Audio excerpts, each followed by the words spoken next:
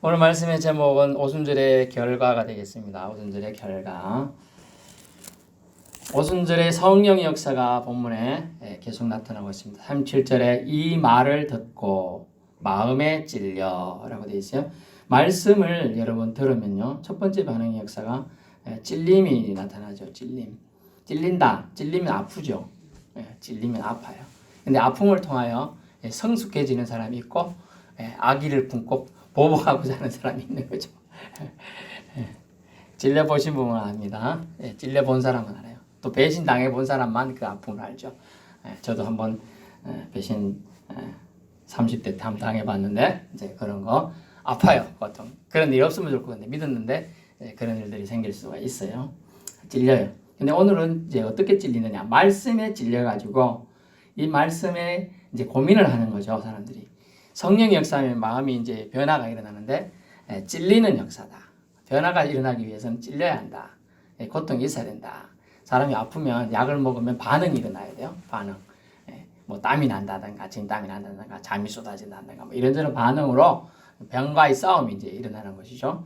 이제 그런 것들을 변화라고 하는데 선한 변화가 일어나야 한다. 이 말을 듣고 마음에 찔려 선한 변화가 일어났습니다. 그럼 어떻게 일어났어요?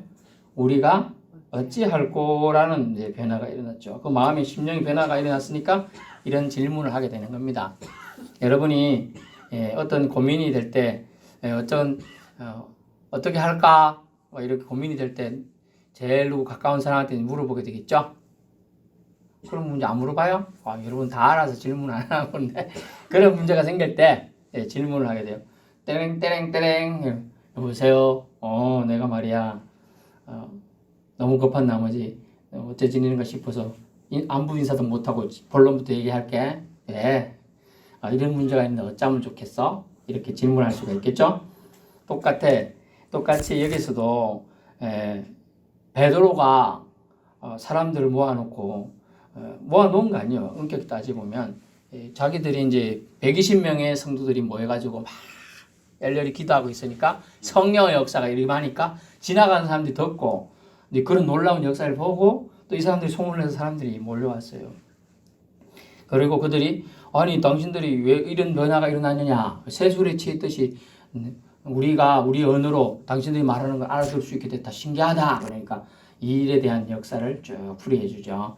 사실은 이런 일들은 우리는 다 한 사람의 제자인데 뭐 이렇게 시작했겠죠. 그 사람 이름은 예수라는 사람인데 나사렛 지역에서 활동하던 사람인데 아주 젊은 청년이었어. 33살 정도 됐고 뭐 이런 얘기를 하면서 그 사람이 하나님의 능력을 받아가지고 많은 사람들에게 세례도 베풀고 많은 사람들에게 있는 고민과 병들을 고쳐주었어. 뭐 이런 얘기를 쭉 하면서 그런데 말이야 우리의 친척들이 말이야 내가 알고 있는 사람이 그 사람은 갑자기 죄인이라고 하면서 십자가 형틀에 못 박아야 한다고 말하더라고. 그래가지고 못 박아서 죽었어. 그러면 보통 사람 죽은 건데 그런데 말이야 기적이 일어났는데 뭐냐 하나님이 말씀대로 그 사람을 살렸다는 거야. 믿어져? 안 믿어져. 믿어져? 안 믿어져. 근데 우리는 믿어져. 그래가지고 지금 이렇게 당신들에게 전하는 겁니다. 성령의 역사가 있으면 여러분도 믿어질 겁니다. 그래요? 하는데 이제 성령의 역사가 각 사람이 나타나기도 하고 역사가 마음에 찔리는 역사가 일어나요. 이게 성령의 역사예요. 긴가민가해요. 초대교회 우리나라에 처음 든 한국교회 1908년도에 평양 장대현 교회에서요. 부흥 집회가 있었습니다. 길선주 목사님과 뭐 여러분들 집회를 하고 있었어요. 이래 막 성령의 역사들이 나타나기 시작했는데 사람들이요 이제 예수를 믿다 보니 예수를 어떻게 믿어야 할까? 잘 믿어야 됩니다. 잘 어떻게 해요? 잘못한 거 있으면 회개해야 됩니다. 어떻게 해요? 그러니까 성경에 보니까 군인들은 자기에게 포악하게 했던 나쁘게 막 사람들 군화발로 밟았는 가서 그 사람한테 사죄해야 됩니다. 다른 사람 돈 띠먹은 거 있으면 갚아야 됩니다. 막 이런 얘기를 했던 거예요. 절도한 거 있으면 다시 갖다 줘야 됩니다. 이런 얘기를 다 했는데 어떤 사람이 갑자기 땅을 치면서 막 후회하는 거예요. 아이고 제가 죄인이었습니다. 제가 아무개 낙지 포집 얻은 집에서 몇만 원 빌렸는데 아직도 안 갚았습니다. 이러는 거예요. 그래가지고 그때 말로 순사 선사들이 그런 부흥 집회에 와서 숨어 있었대. 죄인을 잡으려고. 그럼 그걸 회개하는 역사가 너무 많이 난다니까. 저놈이 나쁜 짓 했네. 빨리 가고 숨어 있다 잡아가고 이랬대요. 진짜로. 1908년도에서 10몇 년도까지 한 10년 가까이 부흥 물결, 성령의 부흥의 역사가 평양에서부터 시작돼서 전 한국을 그때 당시에 말하면 조선이라고도 하죠. 구한 말의 역사에 불어 넘쳤던 거예요. 제일 먼저 마음에 찔려요. 말씀이 들어오면요. 고민이 생겨요. 선한 갈등이 생겨나는 거예요. 그 갈등이 없다. 그러면 죄송스러운 말씀이지만 여러분의 양심이 죽은 거예요. 그래서 성경은 양심의 화인을 맞았다 해갖고 불도장을 맞아가지고 양심이 완전히 타버려가지고 꼼짝도 안 해. 그걸 이제 우리가 세상 말로는 보면 딱딱하게 굳었다라는 표현을 씁니다. 딱딱하게 굳었다. 그래서 양심에 화인 맞지 않은 사람들. 말씀이 들어갔는데 말씀이 밭이 몇 가지겠죠? 4가지가 있죠? 에? 없어요? 돌짝밭도 있고 길가밭도 있고 가시밭도 있고 그죠? 그 다음에 옥토밭도 있는데 찔리는 사람들이 이 옥토밭인 거예요. 그나마 하나님이 택한 심령들인 거예요. 그래서 찔렸어요. 어찌할꼬 하고 선한 고민이 생겼어요. 첫 번째 반응이죠. 오순절이 결과로 나타나는 첫 번째 반응. 마음에 선한 영향력이 생겨난다. 즉 다시 말하면 변화가 보통 싫어해요. 보통 기존 사람들은요. 그래서 선거 투표하면 지금도 뭐 우리 마을에도 글자 잘 모르는 사람 많지만은 선거 투표하면 대부분이 몇 번이 번호가 당첨돼요? 선거하면 1번이 되는 이유가 뭐냐면 무조건 제일 앞에 거 좋은 거라고 해서 찍어서 그래요. 여기만 그러냐? 전국이 다 그래요. 전국이 다. 왜냐하면 기존층에서 벗어나기를 싫어해요. 기존층에서. 자기가 지금 유지하고 있던 기득권을 다른 정부가 들어서면 바뀐다. 이렇게 무섭게 생각해서 하기 싫어해요. 그래서 기득권층이 좀 낡았고 좀 그래도 그냥 이 길로 가자. 귀찮다. 이렇게 되는 거예요. 귀찮아요. 귀찮아. 한마디로. 그래서 그런데 말씀이 들어오면 선한 영향력이 생겨요. 작년까지는 말씀 들어도 그냥 밍밍했어요. 목사님 뭐라 해도 뭐 그런갑다. 당신은 목사님이니까 그래 얘기하고 나는 그냥 있을란다. 이랬는데 올해 딱 들으니까 말씀 성경을 읽어보래. 그래? 한번 읽어볼까? 성경을 펼어요. 탁. 와, 엄청난 발전한 거예요. 그죠? 한번 폈다는 게 아니 10몇 년 동안 집에서 자기 혼자 핀 적이 없는 사람이 한번 폈다 하면 엄청난 거죠. 선한 영향력이 생겨난 거예요. 그 마음에 벌써. 이것이 마음에 찔린 즉 선한 영향의 말씀이 마음밭에 떨어진 사람의 첫 번째 반응이에요. 변화를 갈망해요. 스스로. 내가 이것 좀 해볼까? 이런 마음이 생기는 거예요. 그전에 한 개도 안 생기던 거에 생겨났어요. 이게 첫 번째 반응이에요. 그래서 베드로가 뭐라고 대답합니까? 우리가 어찌할꼬 하고 고민에 섞인 울음 섞인 말을 딱 듣고 베드로가 이렇게 말하면 회개하라. 따라하세요. 회개하라. 근데 잘 들어보세요. 회개를 어떻게 하라고 써놨어요? 너희가 회개하여 각각이라 되어 있어요. 각각 회개해야 돼. 각각. 그래서 아이고 목사님 우리 며느리는 신앙이 좋아요. 또 우리 아들은 목사예요. 그렇게 하는데 이 어머니가 회개하셔야 돼요. 그러니까 아이고 우리 아들이 목사인데 다 회개했겠지 뭐. 그걸 말을 많이 해요 어른들이. 제가 전도해 보면 그래요. 여기 의외로 저쪽에도 많이 있더라고요. 저쪽이 선창인가 우리 교회 금성 그 동안 쪽에 전도하러 전화하면 갔더니 아기들이 목사라 하더라고. 그래갖고 아이고 그래요. 아이고 그래도 어머니 예수님 믿고 회개하시고 예수님 믿고 구원받아야지. 그러니까 아들이 기도했겠지 뭐. 말로 했겠죠. 그거 했겠어. 그런데 회개는 본문을 다 봐야 돼요. 회개하여 각각 자기 개인이 회개해야 되고 각각 뭐라고 써놨어요? 예수 그리스도 이름으로 세례를 받고 구원은 1대1이다 라고 지금 못 박아놨어요. 지금 딱. 아이고 우리 아들이 기도했으니까 나도 구원 딸려가겠지. 딸려가지 않아요. 조금 더 나가면 베드로가 고넬료라는 백부장 집에 가서 전도하는 장면이 나옵니다. 전도하는 장면이에요. 영감에 의해서 고넬료도 기도하는 백부장이었는데 이방인이었어요. 그리고 베드로는 물론 하나님의 선택된 자니까 기도하고 있어요. 둘 다 똑같은 시간대에 영감을 받았어요. 베드로야 너는 고넬료 집에 가서 그를 이렇게 세례하고 그 집안을 구원에 이르게 하라. 근데 아이고 그 사람 이방인인데요. 백부장인데요. 나 잡아가면 어떡해요? 이렇게 생각이 반응이 있었어요. 근데 고넬료는 고넬료야 네가 기도하는 게 하나님께 상달되었다. 내가 저기 가면 요빠란 동네 거기 가면 어떤 사람이 있을 거야. 가서 그 좀 초청해가지고 말씀을 들어봐. 그렇게까지 한 거예요.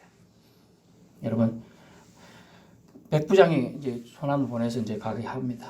갑니다. 이 모든 게 뭐냐? 그런데 왔어요. 근데 베드로가 딱 보니까 구원을 받을 만한 믿음이 고넬료한테는 있어요. 근데 그 분께 사람들 온 집안 사람들하고 식솔들하고 자기 밑에 부하들도 몇 명 다 불러 모아놨어요. 그래갖고 회개하고 말씀을 전파하고 그러니까 각각 다 세례를 받고 싶어 하는 거예요. 그래 온 집안이 예수님 믿는 거예요. 그래 각자가 영접을 해야 돼요. 구원은. 아이고 우리 와이프가 권사고 우리 남편이 장로라서 나는 구원 받겠지. 안 그랬습니다.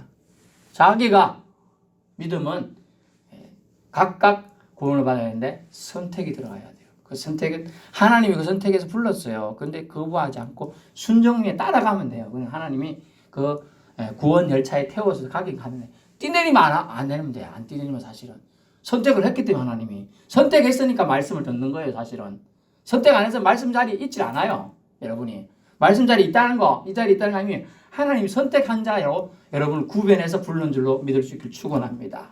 여러분 이미 구별해서 불렀어요. 에클레시아로 교회로 부른 거예요. 그래서 타고 있어요. 이미 이 구원 열차에 지금 가고 있는 거예요. 뛰내리지만 않으면 돼. 좀 힘들고 귀찮고 허리 불편해도 그냥 가면 돼. 가만. 지금 그래서 구원은 1대1인데 어떻게? 각각 예수 그리스도 이름으로 세례를 받고 제사함을 받아라 라고 되어 있어요. 즉 예수 그리스도 이름으로 세례 받아야 돼. 세례도 아무 이름으로 받고 막 이래. 나중 가면요. 저기 나중에는 누구 아볼로 이름으로 세례 받았다. 바울한테 세례를 받았기 때문에 바울의 이름이다. 바울이 세례를 베풀었지만 예수 이름으로 세례를 베푸는 건데 이 사람들이 착각하기에 내가 바울한테 세례를 받았으니까 바울파다. 또 아볼로라는 사람한테 받았기 때문에 아볼로파다. 뭐 이런 식으로 막 잘못되게 전달되는 경우가 많아요. 그래서 제가 세례를 줬더라도 그죠? 베풀었더라도 세례를 베푼 사람이 누구예요, 사실은? 예수님이 하신 거라고. 예수님이. 성령 하나님이 또 성부 하나님 다 같이 그 자리에서 베풀고 계시는 거예요. 그래서 마태복음 28장에 너희는 그 사람들에게 복음을 전파하고 세례를 주라 라고 되어 있는데 아버지와 아들과 성령 이름으로 세례를 주라고 되어 있단 말이죠. 그래서 세례를 주라. 그래서 예수 이름이 아니고 세례를 주는 것은 다 가짜다는 거예요. 그래서 구분해야 돼요. 가짜냐 아니냐는 예수 이름으로 세례를 주느냐 아니냐 그것으로 구분했어요. 그리고 각자 주님을 영접을 해야 돼요. 그 영접하려야 되는데 더러운 죄가 가득 차서는 좋은 걸 가질 수가 없어요. 이거 들고 있고 이거 들고 있는데 더 좋은 거 주려면 뭘 내려놔야 되겠죠.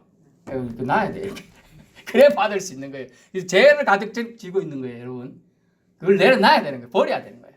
그래서 회개는 버리는 과정이에요. 버리는 과정.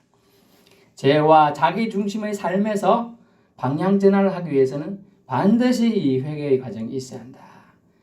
예수 이름의 권세만이 죄사함의 권세가 있기 때문에 예수 그리스도 이름으로 세례를 받아야 한다는 걸 알게 됩니다. 반드시 이것을 핵심을 베드로는 전했습니다.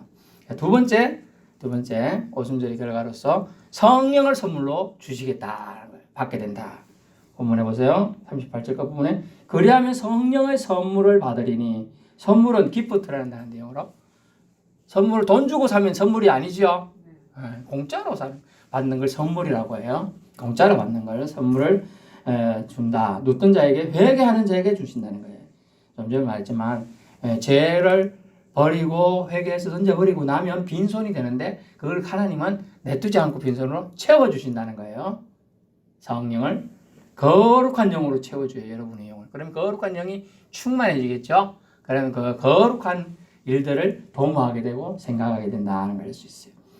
놀라운 것은 이 현상의 결과로 일회적으로 끝날 것이 아니라는 것이에요. 일회적, 즉 일회성 한 번을 받는 게 아니라 39절에 보니까 이 약속은 너희와 너희 자녀와 모든 먼데 사람 곧 주 우리 하나님 얼마든지 부르시는 자들에게 다시 말하면 저와 여러분에게까지 전달된 거예요. 그죠? 지금 이게 우리에게까지 전달됐다니까요. 예수님 당시 지금 우리가 2022년이잖아요. 그 예수님이 2030년에 돌아가셨는데 33년에 돌아가셨는데 정확하게 아니 그게 AD 33년인지 30년인지 정확하지 않습니다. 그 차이가 조금 있기 때문에 어쨌든 2000 지금 년 전이잖아요. 예수님 당시 지금 얘기를 따지보면 그렇지만은 성령의 선물이 거기서 끝나는 게 아니고 39절에 근거해서 너희와 너희 자녀 지금 2000년 전에 지금 이 말씀을 듣고 있는 사람들과 모든 먼데 사람인 우리에게까지 지금 주 우리 하나님 얼마든지 부르시는 자들에게 하신 것이라 하고 되어 있습니다. 그러면서 여러 말로 확정하며 그나이 이르되 너희가 이 패역한 세대에서 구원을 받으라 하고 있어요. 이 예수 그리스도를 믿는다는 것 다시 말하면 구원을 받기 위해 제사를 받고 세례를 받는다는 의미는 결국은 죽을 각오를 해라 라는 뜻이었어요. 옛날에는. 지금도 그렇고요. 제가 좀 전에 이제 선교 역사의 책을 이제 한 2달에 걸쳐 책을 읽었는데 엄청난 이제 예수 그리스도를 믿기 위한 것은 결단과 동시에 많은 순교의 역사, 피 흘림의 역사들이 있었어요. 그런데 보니까 이제 나치 때 약 100만 명 가까이 정도가 희생이 됐고요. 근데 그게 제일 클 줄 알았는데 러시아가 장악했을 때가 제일 컸어요. 1,500만 명이 순교했어요. 예수 믿는다는 이유로요. 우리나라도 한 7, 80만 명이 됩니다. 우리나라도. 초창기 들어왔을 때 20만 명이 일거에 무슨 양료 이런 식으로 할 때 많이 죽었고요. 그리고 그 다음에는 일제될 것 같이 보이지만은 실질적으로는 6.25 때부터 공산치하 잠깐 있을 때 2, 3년 전쟁 때 많이 그때 수십만 명이 죽었어요. 엄청난 역사가 있죠. 그래서 지금 전 세계적으로 따지면 약 5천만 명의 순교자들이 있습니다. 5천만 명이. 기억하셔도 되고 안 하셔도 되는데 근데 이 사람들이 왜 그러면 자기 목숨과 순교를 바꿨을까? 구원을 바꿨을까요? 구원이 더 가치가 높기 때문이죠. 전에도 말했듯이 일생은 우리가 태어나서 여기까지 사는 일생인데 그 이후의 삶, 그것에 대한 확신이 있기 때문에 순교할 수 있는 거예요. 그것을 나중에 여러분이 기회가 되면 또 그런 얘기 더 말씀드리겠습니다. 그 가치가, 구원의 가치가 너무나 크기 때문에 이 땅에서 고통받다가 죽는 거 이걸 두려워하지 않았다는 걸 알 수가 있습니다. 그래서 회개, 제사함, 세례 이런 의미들을 오늘 보았고요. 세례는 침례라 그랬죠, 옛날에는. 그래서 침례는 죄 씻음을 의미하고 또 거듭남을 의미한다 그랬어요. 왜? 죽음을 체험하니까 물속에서 잠겨가지고 숨을 못 쉴 때까지 정말 목숨이 왔다 갔다 할 때까지 누른다 그랬잖아요. 못 올라오게. 그걸 통하여 2번 태어나는 것을 체험케 하는 거예요. 결국은 세례는 뭐냐? 다시 태어난다는 의미를 강조하는 거예요. 지금 우리 통합책에서는 약화돼서 물 이렇게 찍어서 반응 정도로 마치고 있지만은 원래 의미는 그런 것이다. 그래서 이 약속은 너희와 너희 자녀 모든 먼 데 사람에게 미쳐서 즉 영향력이 주어서 우리에게까지 왔다 하는 걸 우리는 단지 감사할 따름입니다. 어느 날 우리에게까지 우리 후손들까지 오순절 성령 강림 은혜가 지속될 것을 약속하셨고 실제로 2000년이 지난 지금 우리가 그 혜택을 보고 있습니다. 세 번째는 41절인데요. 오순절 결과로 그 말을 받은 사람들은 세례를 받았죠. 심지어 그래서 어찌 됐죠? 3천이나 신도의 수가 더하더라. 믿는 자의 수가 3,000명이나 늘어났어요. 여러분 말의 파급력은 얼마나 대단한지 모르겠습니다. 말의 파급력. 이 말을 받은 사람들. 그래서 말씀 대언의 위력이에요. 그래서 설교의 원칙이 뭐냐면 설득하지 말고 선포하라는 거예요. 아이고 이 말로 내가 좀 더 언변이 있으니까 설득하면 좀 더 효과가 있겠지. 그거 생각합니다. 저도 그런 생각 많이 해요. 그렇지가 않아요. 근데 영향력은 뭐냐 하면 어떤 게 있냐면 정말 좋은 언변과 좋은 말톤과 아나운서 톤으로 다 하는 게 더 은혜되고 구원받을 것 같은 사람들이 마음이 쉽게 변할 것 같지만 꼭 그렇지 않다는 거예요. 실질적으로는 그런 것보다는 하나님의 선포, 말씀이 선포될 때 그 말씀을 사모하는 자들이 얼마나 사모하는 갈등의 강도에 따라서 달라진다는 거예요. 말씀이. 그래서 파급력은 말씀의 대언의 위력이 지금 나타난 거예요. 3,000명이나 이 한 번의 설교에 회심을 한 겁니다. 잘 보십시오. 41절. 받은 사람들이 세례를 받았는데 그날 받았어요. 신도에서가 이날 3,000이나 늘어났어요. 수용이 갑자기 3,000명이 들어갈 곳이 있을까요? 없지요. 그냥 뭐 겨울가다 하면 거기서 그냥 뭐 다 세례주고 다 하는 겁니다. 그런데도 그걸 너무나 기뻐했어요. 그래서 성령 임재의 결과로 사람들이 다시 축약하게 말씀드리면 심령의 변화가 생겼어요. 그리고 엄청난 수의 사람이 세례를 받았어요. 세례 받는 걸 그렇게 하지 않아요. 여러분, 이때가 뭐 여러분 생각할 때 더운 여름날일지 뭐 겨울일지 상상은 여러분의 말이 맡기겠습니다. 더운 여름날 같으면 그래도 뭐 가서 이 세례, 응? 머리 감는 거 생각하지 마세요. 몸을 담근다니까 다 목욕 개념이에요. 그런데 한다지면 세례 받는데 아이고 내 옷 새 건데 이거 물에 잠기고 신발 벗고 들어갈지 몰라도 신발은 그런 거 신경 쓰면 하겠어요? 못해요. 여러분 옷 좋은 거 입었다 뭐 더 좋은 거 입었다 그러면 더 못해요.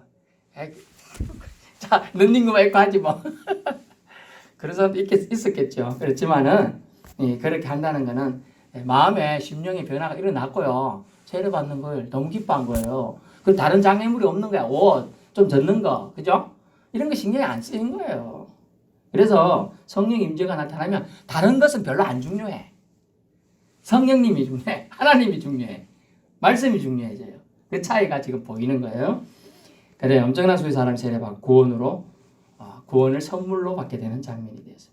그래서 성령 체험 또는 예수님을 영접하고 구원받은 후 중요하게 감당해야 할 일이 오늘 있는데 오늘 나옵니다. 아이고 우리 여러분 여기 계신 분은 다 세례를 받았으니까 참 잘하셨습니다. 근데 성령 체험 후 예수 영접 후 구원받은 후 아주 중요한 일이 오늘 본문에 나와요. 볼까요? 42절. 그들이 사도의 가르침을 받아. 아멘. 이거 아주 중요해요. 현대교회에서 이게 안 돼요. 제가 신대원단 신학대학원 다닐 때 교수님이 한 분이 있었는데 이걸 아주 잘하시는 분이 있었고 그걸 어려운 말로 영어로 넉처는 뭐냐면 양육이라는 단어. 양육. 우리가 애가 태어나면 그냥 놔두면 애가 스스로 자라고 우유 먹고 그러다니고 합니까? 어때요? 엄마나 누가 보모든지 먹여주고 입혀주고 재워주고 도끼지기 갈리주고 그죠? 해야 잘하잖아요. 그걸 양육이라고 해요. 이게 그걸 강조하면서 자기가 책 손수 쓴 거 다 무료로 배포해주면서 신학생도 오는 한 번씩 올 때마다 밥 사주면서 그렇게 하시는 멋진 분이 있었어요. 그러면서 매년 자기는 이렇게 하는 바람에 빚이 많아 1억이나 생겼다 이러면서 얘기하시더라고. 어쨌든 그런 멋진 분이 있었어요. 키는 저보다 훨씬 더 작은데 아주 멋진 분이었어요. 생각하는 스케일이 너무 좋더라고요. 근데 그때 당시만 해도 저는 뭐 양육이 중요해. 전도하고 성경에 보니까 내 집을 강간하게 채워라. 집에만 데려다 놓으면 하나님 알아서 하시겠지. 큰 오산이었어요. 제가 아는 아주 대형교회도 있는데요. 매주 몇십 명씩 등록해요. 그런데 뒤로 매주 몇십 명 더 빠져나가죠. 뒤로 심지어 100명씩도 빠져나가요. 그게 왜 그러냐? 양육이 안 되거든요. 지금 현재 코로나 체제에서 양육 자체가 불가능해요. 거의 다. 인터넷을 켜서 하는 사람 정말 열정적인 사람이고요. 또 소모 인터넷으로 자기들끼리 줌이나 이런 거 있어요. 그렇게 하는 걸로 이렇게 영상 뭐 이렇게 하는 걸 없고 하는 거는 거의 극소수예요. 진짜 열성적인 사람들은 막 조직이 정말 잘 되는데 교회에서는 그래 해요. 근데 그게 잘 안 돼요. 그래서 양육이 안 돼서 지금 전에도 말씀드렸지만 거의 반토막 다 지금 그렇게 되고 있어요. 지금 현 정부가 잘했다고 지금 못했다고 제가 공식적으로 얘기하는 것도 있겠지만은 따지고 보면 이 큰 뒷면에 뭐가 있느냐? 사탄의 악한 세력들이 뒤에 있는 거예요. 믿는 자들이 모이지 못하게 하는 게 지금 첫 번째 목표를 달성했거든요. 얘들이 달성했어요. 이 영적 싸움이에요. 지금 종교생활, 믿음 생활은 영적 싸움인데 그걸 달성했어요. 뭐 정부가 알고 그렇게 했던지 모르겠는지 그건 모르겠습니다. 하지만은 어쨌든 결과는 분명히 나타났다는 거죠. 지금 2년 만에 많은 한국 교회들은 엎드러졌고요. 심지어 반까지 지금 교인들의 수가 여기는 신도 수가 하루에도 3,000명 늘어나는데 반대로 지금 이렇게 되었다는 거예요. 그것은 가르침을 받아가 안 됐기 때문이에요. 모이기를 피하는 어떤 자들이 습관과 같이 하지 말라는데 모이지 자체를 못하게 했죠. 지금은 하도 이제 데모하고 하니까 조금은 허락해 줍니다. 하지만 이미 안 모이는데 익숙해진 사람들이 모이는 걸 자체를 싫어하게 됐어요. 그래서 사도들이 가르침을 받아. 이게 중요합니다. 왜 사도들이 가르침을 받아야 돼요? 이 말은 다른 말로 말씀을 공급받아라는 뜻이에요. 말씀을 공급받아. 왜? 이 사람들이 어디서 히브리 성경을 구할 거예요? 여러분 지금 요즘 생각하면 안 돼요. 요즘 활자 이런 거 1597년도 비텐베르크 뭐 배웠는 게 있잖아요. 구텐베르크 뭐 하는 거 있잖아요. 인쇄술 나올 때야 돼서 나온 거예요. 그전에는 없죠. 말로. 그럼 이 사도들이 들은 거, 자기들이 본 거니까, 체험한 거니까 얘기할 수 있죠. 그 사도들이 가르침을 받아야 되는 거예요. 양육이라는 것은 말씀 들을 자리에 있어서 계속 들어야 되는 거예요. 가르침을 받아 서로 교제하고 떡을 떼며 오로지 기도하기를 힘쓰니라. 그 양육의 원칙 지금 나오는데 회심한 자 가르쳐야 양육해. 가르치고 양육을 해야 한다는 거죠. 그래서 우리도 좀 힘들지만 이제 좀 시간 될 때 다시 좀 날이 불려가면 또 이렇게 양육을 받는 것이 필요하다는 걸 알 수 있어요. 방향 없는 열정에 방향 목표를 제시해 주는 게 양육이에요. 우리가 새해가 되면 저희 표현을 정합니다. 복음으로 교회를 새롭게 하고 세상에 희망을 주겠다. 이런 표현을 정합니다. 이게 뭐냐면 올해 2022년에 우리 총회가 대한예수교 장로회 통합적 총회가 가는 방향이고요. 또 우리 교회가 제가 밑에 걸 자꾸 변경해서 복음으로 교회를 새롭게 하고 세상에 희망을 주면서 나가는 교회로 지향하겠다 하라고 방향을 제가 제시한 거예요. 그러면 성도들은 기도할 때 한 달에 한 번이라도 이걸 기도해야 돼요. 목사님이 이 표로 가려고 하니까 하나님 우리 목사님과 우리 교회가 갈 수 있도록 힘을 주시옵소서 라고 하고 저기 나무 글씨 하나 쓰여 있죠. 예수라고 쓰여 있어요. 예수가 저는 복음이라고 보니까 그 예수에 대한 설교를 목사님이 하실 거다. 제가 그 방향을 잡고 계속 하고 있는 거예요, 지금. 그리고 밑에 God loves you 적겠죠? 하나님은 여러분을 사랑해요. 여러분 힘내세요. 아멘. 어렵고 힘들 때 God loves you. 하나님은 여러분을 사랑하십니다. 저는 여러분이 말 안 듣고 좀 그러면 미워할 수 있어요. 저는 인간이니까. 근데 하나님은 여러분을 누구로 생각해요? 자녀라고 생각하죠. 아들과 딸로 생각해요. 그래서 사랑한다는 거예요. 하나님의 사랑은 불변한 줄로 믿을 수 있기 바랍니다. 그래서 예수님 믿었다고, 예수님 영접했다고 바로 신앙생활 잘할 수 있는 거 아니에요. 결코. 예수 몇 년 동안 믿어도 교육을 못 받으면요. 사도신경 모르죠. 또 기독교도 몰라요. 십계명 뭔지 몰라요. 교동문 어디 붙었는지 몰라요. 가르쳐주니까 뒤에 있는지 말을 하니까 이제 보는 거예요. 가르쳐주지 않으면 그거 몰라요. 10년 단위도. 왜? 왔다가 그냥 그것만 보다 가는 사람 많고 딴 생각만 하다 가는 사람 많거든요. 그래서 교육은 양육은 필요하다. 그래서 바른 신앙생활 잘 할 수 없기 때문에 갓 태어난 아기는 누군가의 보호와 도움으로서 살아갈 수 없는 것처럼 이제 회심하고 예수 믿은 자로 양육받으면 반드시 필요하기 때문에 이 귀절을 42절을 그들이 사도의 가르침을 받아 사도들이 전하는 보고 듣고 체험한 것을 전할 때 그걸 받았어요. 받았다. 말씀을 받았다는 뜻이에요. 그건 순종했다는 뜻이고 자기 삶에 적용했다는 뜻이 다 들어가는 거예요. 자, 여러분 내일부터 성경 하루에 꼭 한 장 읽으세요. 그랬어요. 그럼 여러분이 말씀 받았다는 뜻이 뭐예요? 집에 가서 성경을 꼭 한 장 읽어야 되는 거예요. 아이고 목사님 읽으라 했는데 한번 손해보는 척하고 한번 읽어보자. 아이고 목사님 눈이 안 보이는데 그러면 읽어주는 뭐 성경을 듣는다든지 CTS를 틀어놓는다든지요. 들어야 돼요. 그렇지 않으면 이 말씀을 받았다는 의미가 여러분 이해를 못하는 거예요. 여러분 말씀 받을 수 있기 바랍니다. 43절 사도들을 통한 표적과 기사가 많이 오순절이 결과로 생겨났어요. 표적과 기사가 나타나. 나중에 볼 내용이 되지만 베드로가 심지어 가다 코 풀었죠. 예를 들면 코 풀이 지금 쉬지 않고 선수가 코 풀었는데 옆에 놔뒀는데 저거라도 내가 갖고 있으면 내 병이 여기 손에 아토피가 심한데 낫겠다 싶은 사람이 갖고 석 갖고 석 건드는데 나 아팠어. 지금 거짓말하는 게 아니고 사실을 얘기하는 거예요. 그걸 사도들에게 통하여 표적과 기사가 나타났거든요. 바울거도 그렇게 함께 났고 심지어 저도 물건 하나 그러니까 사람들이 얼마나 그게 정말 성령의 역사를 대단하구나.